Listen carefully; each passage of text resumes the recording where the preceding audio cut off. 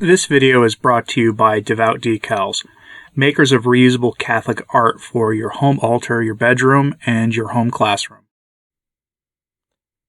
I see a lot of interpretation of the Apocalypse of St. John, or the Book of Revelation, as more Protestantized, post-conciliar, modern Bibles will call it, of that chapter, of the Bible, of that book. And it seems that many of these interpretations get pretty wild at times. The only interpretations that personally I trust are those of what the Church has consistently said on the subject, as well as that of Sister Lucia, who said that if you want to know the substance of the third secret, read Revelation chapters 8 to 12, and you'll get a pretty good idea of what's going on in the third secret of Fatima. So with that in mind, I have for you today a short excerpt from a work by Father E. Sylvester Berry from his own book on the end times. And this short excerpt tells you basically what the Church has always said about Revelation, about the prophetic side, the future forecasting about the end times side of the Apocalypse of St. John.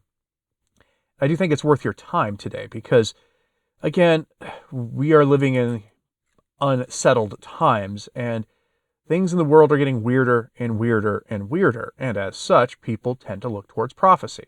It's understandable, especially authoritative-sounding prophecy. But the problem is now we have people almost forecasting when they think the events of Revelation are going to play out in real time. And that is a weird habit of American Catholics to do, definitely influenced by America's Protestant history and the influence of evangelicals and hardline Protestants in general, because we see them doing the same thing.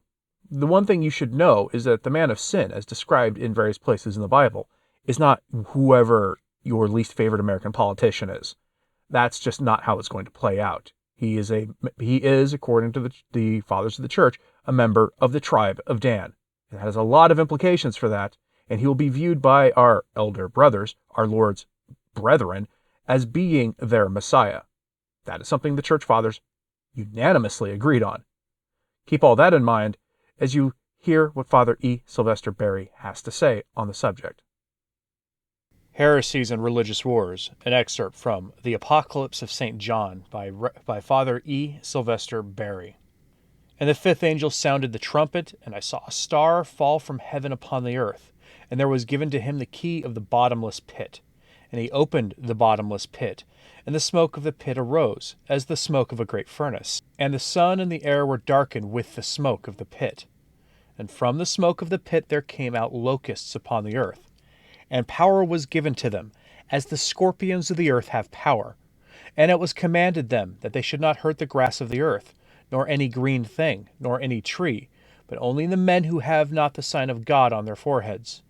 And it was given unto them that they should not slay them, but that they should torment them 5 months. And their torment was as the torment of a scorpion when he striketh a man. And in those days men shall seek their end, and shall not find it. And they shall desire to end, and death shall fly from them. And the shapes of the locusts were like unto horses prepared unto battle. And on their heads were, as it were, crowns like gold. And their faces were as the faces of men. And they had hair as the hair of women, and their teeth were as lions. And they had breastplates as breastplates of iron, and the noise of their wings was as the noise of chariots and many horses running to battle. And they had tails like to scorpions, and there were stings in their tails, and their power was to hurt men 5 months. And they had, over them, a king, the angel of the bottomless pit, whose name in Hebrew is Abaddon, and in Greek Apollyon, in Latin Exterminans. In the fallen star, ancient commentaries saw a figure of Arius and other early heretics. As a matter of fact, any priest or bishop of the Church who becomes the leader of heresy may be compared to a star fallen from heaven, but in this case the star refers to some particular person whose revolt from the Church shall lead directly to the reign of Antichrist. We cannot agree with those who refer to the beginning of this vision to the early ages of the Church. The prophecies of St. John are developed in regular order according to time. This vision marks a new period of exceptional gravity for the Church. We hold with Cornelius a Lapide and many others that it refers to the pretended Reformation, with the star as a symbol of Luther. In that case, the fifth angel may be taken as a figure of the defenders of Catholic faith in those days. The Arian heresy and the Greek schism had deplorable results for the Church, but they cannot be compared to those of the religious upheaval of the 16th century.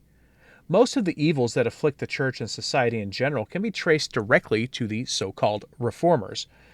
To it must be ascribed the apostasy of nations, the weakening of faith, and the rapidly increasing impiety and unbelief of the present day. As a result of these evils, great social disturbances appear on every side, and society is tottering to its very foundations. The reign of Antichrist, which must be relatively near, will mark the culmination of evil. Instead of the keys of heaven, this apostate priest received the keys of the bottomless pit. He did in very truth open the pit by turning loose against the Church all the fury of hell. By tongue and pen he instilled into the hearts of individuals and nations a diabolic hatred of the Church, which still manifests itself in calumny, misrepresentation, and opposition to the Church. The dense smoke arising from the pit obscures the heavens. This signifies that the heresy shall succeed for a time. True Catholic doctrine is obscured and even lost to many peoples. From the smoke of the pit comes forth a swarm of locusts. Unlike ordinary locusts, they attack men instead of growing plants. In this respect, they have the power or nature of scorpions. These locusts are a fitting image of demons, heretics, and apostates, who swarm over the earth, spreading spiritual destruction far and wide. Verses 4 to 5 make it clear that there is no question of real locusts such as those that ravaged Egypt in the days of Moses. They are purely symbolic, and their ravages chiefly spiritual. Their sting burns and poisons the soul with false doctrine, but has no power to injure those who remain faithful to the graces received in baptism and confirmation. For a short time, these locusts are permitted to harass and persecute without ending lives, but they cannot destroy the Church. In those days, men seek their end and find it not. The good would welcome death as an escape from the evils and miseries that surround them. Many who have been led astray by false doctrines would likewise welcome their end as a relief from their doubts and remorse of conscience. The locust resembles horses accoutred for war. Heresy and schism are ever fruitful sources of religious wars and persecutions. The crowns indicate that rulers, emperors, kings, and princes will be arrayed against the Church, as actually happened at the Reformation in the 16th century. The crowns merely resembled gold because there was but a mere semblance of real Christian charity in those days. The human faces prove that these locusts symbolize real persons. The hair of a woman probably signifies vanity and immorality. The teeth of a lion, strength and cruelty. The breastplates of iron show preparedness for defense as well as for attack. The sound of their innumerable wings resembles the thunder of chariots rushing to battle. This indicates their great numbers and impetuosity. The scorpion-like sting is a symbol of heresy that stings and poisons the soul. Its location in the tail signifies deceit and hypocrisy. The king of these symbolic locusts is called the Destroyer, Exterminans.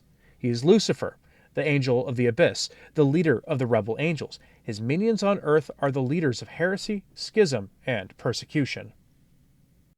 Interesting stuff, I think. Something else just to keep in mind.